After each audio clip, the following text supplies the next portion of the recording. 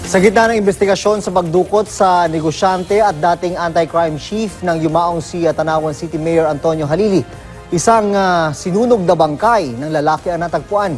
Kabilang ito ngayon sa mga iniimbestigahang posibleng may kaugnayan sa pagdukot. Balitang hatid ni JP Soriano. Sa liblib na bahagi ng barangay Salawag, Dasmariñas, Cavite, nakita ang bangkay ng isang lalaking sinunog gamit ang gulong ng sasakyan.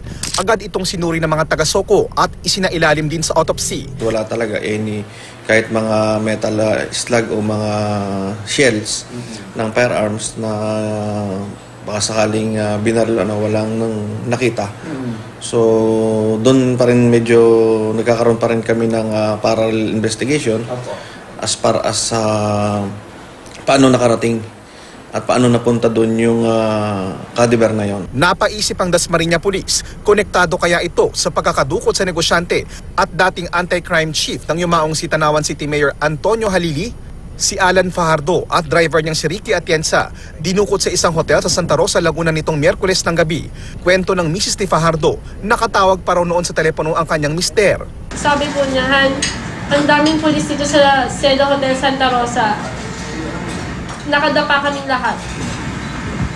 Tapos nakat na po yung Ang natagpo ang sunog na labi, agad tinimbre ng mga pulis sa Dasma sa mga kabaro nila sa Santa Rosa na nag-iimbestiga sa pagdukot kina Fajardo. Nagpunta rin sa punerarya ang kaanak ni Fajardo. Negative hindi siya. Kasi ang height ng kapatid ko is 5'1", 5'2", 5'3", yun ay 5'8", 5'7". Tapos yung hita niya masyadong mahaba, ang hita ng kapatid ko maliit. Aalamin ngayon ng pulisya kung magmamatch ang labi sa katawan naman ni Atienza. Baka sakaling magtugma kasi based doon sa description ng Santa Rosa Police, si Ricky Atienza is nasa almost 5'9", 5'8" to 5'9" ang height. Pero pinaiimbestigahan pa rin yan ang pamilya Fajardo. Nag-alok na ng 1 milyong pisong pabuya para sa ikalulutas ng kaso. Sa ngayon, wala pa rin daw tumatawag sa pamilya Fajardo o nagbabanggit ng anumang ransom demand.